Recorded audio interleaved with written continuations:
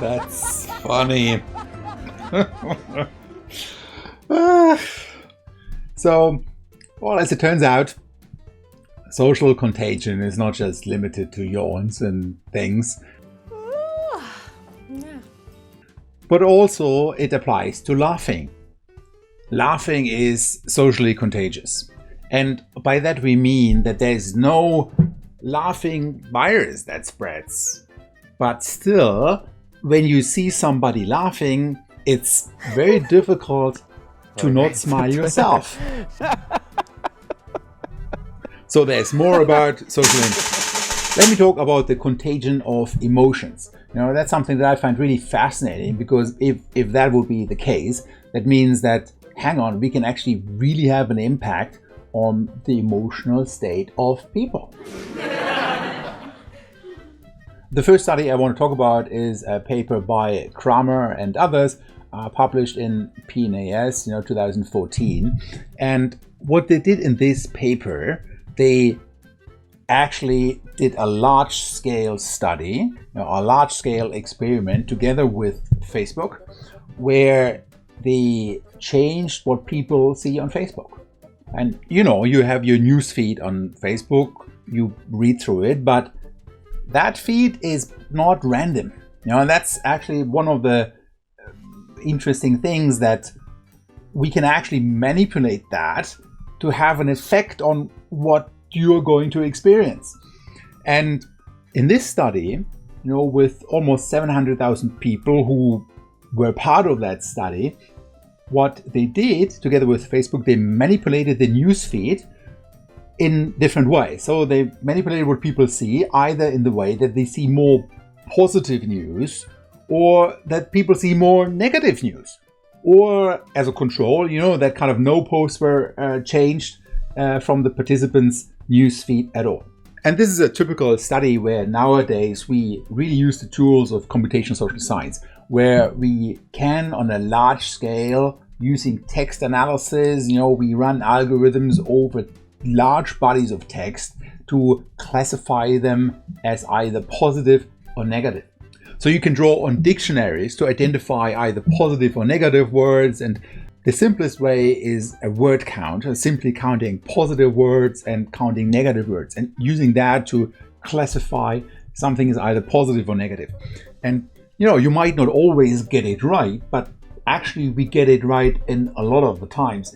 And when we're talking about millions of status updates, for example, and news feeds, hundreds of thousands of news feeds, then getting it wrong a few times is actually not the worst thing that can happen. Nowadays, there's also a lot of artificial intelligence coming into play into this, and this really changes also the way we can do research. Okay, so this is the news feed that you see in Facebook, and now you can go about and classify whatever you see in your news feed as positive, negative, or as neutral. And now what Kramer and others, what they did in this study with Facebook, they manipulated the newsfeed of several 100,000 people on Facebook, for example, in the way that they reduced positivity. So reducing positivity meant that people saw more negative things in their newsfeeds. But they also, for another set of people, they reduced the negativity. So those people, they saw more positive things in their newsfeed. And last but not least, we had a control. Here, a certain amount of news were taken out from the newsfeed to begin with, the randomly selected, positive or negative, and that acted as a control group to compare it with the other one with the positivity reduced and with the negativity reduced set of people. And then they went and checked, how do people write status updates, or what do they write in the status updates? This quarantine is killing me. I've run out of things to do. I've watched everything on Netflix. I've even watched All My Neighbors from my window. I've been on so many walks just to see if outside exists. I've ordered pizzas to my neighbor's house for my watching entertainment. I'm so bored. And then again, using positive and negative words based on dictionaries, they literally checked and how many positive or negative words were there in a status update that people wrote after having seen these manipulated news feeds. So here we have the design again, I don't know, there's Facebook, and for some people that participated in that study, positivity in their newsfeed was reduced, and for another set of people, the negativity in their newsfeed was reduced. And then in both cases, they looked again at how many positive or negative words are being used in status update. So bored. To be precise, the design actually looked like that. There was also the control group, which is the group where random news were reduced out of the news feeds, and that acted as a control to compare against both the positivity reduced and the negativity reduced set of people. I have to say, it is pretty cool to pull something like this off, and while they could do it because they worked together with Facebook, but even without that, nowadays we can do an amazing amount of research that we could not have done not too long ago. One of the nice things about a design like this is it is pretty straightforward, right? You have like your control group, and the control group is here, the folks in the middle, where random news were taken out of the news feed. And then you compare that against another set of people where the positivity was reduced in the newsfeed, and another set of people where the negativity was reduced. And then in all of these cases, you look at what people do. If it would be the case that the amount of positivity or negativity that people get in their newsfeed, if that wouldn't matter, then there shouldn't be an effect on whether people write more positive or more negative status updates. But if you do find that would be some evidence for a contagion of positivity or negativity. Okay, so here is the result. It's like one graph that tells you all. And what do we have here? Well, we have the dependent variable, that's the positive and negative words that people use in their status updates. That's simply just count, like how many positive, how many negative words are there. And then we have like two sets, like negativity reduced, positivity reduced, and we have control and experimental group. So let's jump into that a little more. First, let us focus on this part. So what we have here, we have, first of all, control. First of all, we have a control group, that's like the dark blue bar, and we have a light blue bar, that's the experimental group. So that means in the control group, nothing really changed. Well, actually, some news were reduced, but they were taken out of the newsfeed at random, whether they were positive or negative. It really just some news were taken out from the newsfeed. But then you have the experimental group, and that's a light blue bar, and that tells you this is the group where either the negativity or the positivity was reduced. So let's zone in on this one here first. So this is now the part where of the people that had negativity reduced in their newsfeed. And what you can see is when you just look up here, when you compare the control group where just a random set of news were taken out with the experimental group, which is where the newsfeed was less negative. And what do you see here is that the dependent variable, and the dependent variable here is the positive words percent in the status updates of people. You see that this goes up. So basically, when people have news feeds with fewer negative things in it, they actually start to write more positive status updates. That's what this thing here shows. Okay, but there's another thing that happens when negativity is reduced. And let's look at the number of negative words in a status update. And again, when you compare the dark bar with the light blue bar, the control with the experimental group, then you see that when the negativity is reduced, the amount of negative words, and that's here the amount of negative words in status updates that people write, gets less. So this sort of, I don't know, is 1.8 and then it's 1.7 afterwards. So when people have a newsfeed that is less negative, they also start using fewer negative words in their status updates. So bored. To summarize this, so when negativity is reduced in the newsfeed, what happens is that people write more positive and fewer negative status updates. When we look at the other side of this, so when we compare the control with the experimental group in the case of reduced positivity in the newsfeed, so keep in mind, this is the case where, I don't know, my newsfeed on Facebook gets altered in such a way that I see fewer positive things. So the positive things get taken out of my newsfeed. And what happens is that the amount of positive words that I then use in my status update actually goes down. So that's fascinating. So when you alter the newsfeed of people on Facebook to have less positive things in it, people also use fewer positive words in their status update. Looking at the number of negative words, we also find an effect that is in line with that. So when positivity is reduced in newsfeeds, people, when you compare the control with the experimental group, in the experimental group where that happens, people start using more negative words when there's less positivity in their newsfeed. So to summarize this, reduced positivity in the newsfeed leads to fewer positive and more negative status updates. Anyway, this is a cool study. So changing what people see in their newsfeed seems to have an impact on how people write their status updates. And in fact, it even shows that, if you see more negative things, if you get exposed to more negative emotions, that then, this triggers something in you to then also be more negative in what you do. Aww. But if that is true, it also means we could potentially use that, to do some good, to spread some happiness in this world, and maybe even a little laughter.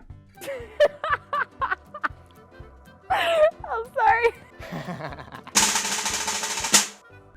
Okay, there's a second paper that I want to talk about. It's by Mushnik and others, 2011, published in Science, like a pretty good journal. And it's about social influence bias. Again, it kind of shows and how influence actually happens. And it also uses a large-scale experiment in the internet, a bit similar to the one that we had before. So this is Reddit. Reddit is a news aggregating site where you can write comments and then you can also up or downvote these comments. You can click a button, I don't know, I liked it or I didn't like it. You up or you downvote something that somebody else has written. Okay, so here it is again. So each comment has an up and a downvote button, and the comments have a current score, depending on how many people upvoted it and how many people downvoted it. And that sort of is just how Reddit works. So in this study by Mushnik and others, over a period of 5 months, they looked at over 100,000 comments submitted to Reddit. And then what they did, they artificially up or downvoted some of these comments. So around 4,000 comments they chose at random and they upvoted those comments. So they gave it basically the thumbs up without looking at the content or whatever was written in there at all. And for another 2,000 randomly selected comments, they pressed the downvote button. They were artificially voted down, again, regardless of what the comment was about. So these comments were viewed more than 10 million times, that's quite a lot. So here we have the design, like Reddit, and they randomly selected some comments and they randomly upvoted them. And at the other end, they randomly downvoted some comments. And then in again, we have in the middle a control group where we have comments where they didn't do anything with it. And then in all of these three cases, at the end of the day, they looked at how do users rate these comments afterwards. And the question was, does voting something up, making it artificially liked, does that lead to even more people liking it? Or in the other way around, is voting something down, like artificially disliking it, does that lead to more people disliking it? Again, if social influence wouldn't matter, there shouldn't be an effect. If you wouldn't care, or if there wouldn't be any influence on how you rate something, depending on what others did, then there shouldn't be a difference in all of these groups. Ratings should just happen as they happen. But if there is influence, then we should see a difference, and we should actually see that users rate something higher when before others already upvoted it. Okay, so this is the result. It's a very straightforward graph. You have two figures. One gives the probability to upvote, and that's on the left. So this is an amplification effect that is going on. So when something was uptreated, when something was artificially voted up, then the other people that come later on, they also voted up. And when something was artificially treated down, then the people that come afterwards also treated down. And here we have this correction that I mentioned earlier. When you artificially treated something down, then other people are more likely to vote it up again. There's some correction going on. Anyway, so results demonstrate that positive and negative social influence accumulate, thus creating tendency towards rating bubbles, where people that see each other, end up rating in a similar way. It's a bit like in the cultural market studies that we had already before, where the order really seemed to have mattered for how people then rate a song. But at the same time, there's also some correction going on where artificially uptraded comments get downvoted again afterwards. And that's a big question. And there's another paper in the extended reading list. I didn't have time to talk about it today by Arnoud van der Rooijt about self-correction when these kind of biases happen due to social influence. But that's another topic. Another set of results is more in the paper. Comments posted by friends are more likely to get upvoted than comments posted by enemies. And when a friend's comment gets artificially downvoted, this correction is more likely than when enemies' comments get artificially downvoted. But more about that really is in the paper. The story here really is that people's ratings of these comments don't seem to be independent of what other people did before.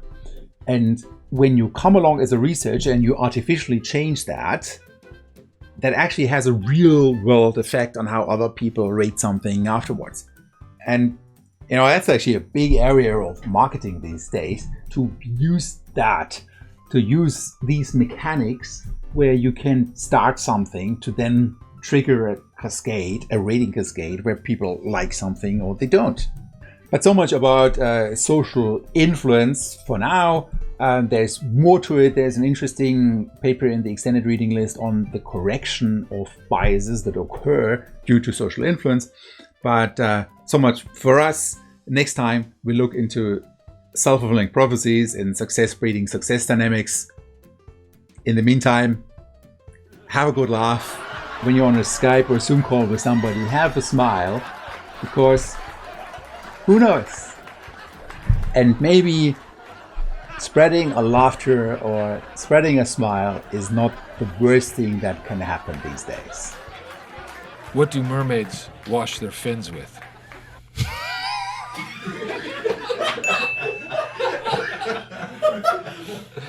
Tide. The first part was funnier. You should have never thrown the punchline. That was terrible. Did you know in King Arthur's time, one of the knights of the Round Table collected taxes? His name was Surcharge. Yeah. Top that. What did the fried rice say to the shrimp? Fry your rice. Don't walk away from me. Is that what it says? Yeah. That's pretty good. Yeah. Did you hear Steve Harvey and his wife got into a fight? That's not real, is it? Yeah. It was a family feud. Did you hear about the superhero with a lisp that always worked out? He's Thor. Bad ending again. What are you talking? How can you not? What kind of car does an egg drive? A Volkswagen. What? A Volkswagen. Volkswagen. Yeah. Get it? What do you call someone who gets mad when they don't have any bread? Lactose intolerant. What do you call the syrup with a speech impediment? Oh, scissorp. Mrs. Stuttersworth. Oh, that's a good one. What airlines did Jesus and Mary take? Virgin. No. Oh. TW. Yes, Virgin. You read my punchlines, I'm gonna crack you with this space helmet here. What's the most crunk place to go to the bathroom? The Little John. Little John. Wow, Yeah. that's good. What was the foot's favorite type of chips? Doritos. That's terrible. If Steven Seagal removed all animal products from his diet, what would we call him? You can probably get this one. Stephen Vigali? Vegetable? Vegan Seagal. Vegan Seagal. Yeah, you almost I wouldn't have got- got that in 15 years. Oh. What did the plumber say to the singer? Nice pipes. Yeah. Cold man. If spaghetti Cold man. made an action movie, what would it be called? A spaghetti western? Mission Impossible. Wow. What kind of shoes do gophers wear? Gloafers. Woodchucks. What do you call a lazy doctor? You made this reference. Gynecologist. Endocrinologist. Dr. Doolittle. Oh. Did you know on average people want 3 covers on their beds at all times? No. That's just a blanket statement. Okay, another one. What did the pot eat on its birthday? Brownies. Pancakes. Where would you grow a chef? A chef as in a chef who cooks Yeah. food. Where would you grow a chef? Yes. Bakersfield. Oh, okay. Yeah. Chef and a baker are Yeah. different. But anyway. What do you call a camel in a drought? This is a little naughty. Camel toe. A dry humper. Oh my God. Yeah, That's the worst thing I said. I know. That's not right. Oh my God. I thought And they that were was worried really about you inappropriate. cussing. I This thought- is yeah. terrible. What do you call a person who doesn't believe in Santa Claus? Eggnog stick. Agnostic. Eggnog stick. What is Starbucks' favorite city? Fort Lauderdale. He liked that one. You see how he smiled when he delivered it? Why did the salad go to the studio? To get some beats, winner! Winner! How do you get a squirrel down from the tree? I don't know how. Pull down your pants and show him your nuts. See that? Yeah? Boom. Always works. Yeah. Woo! Ooh.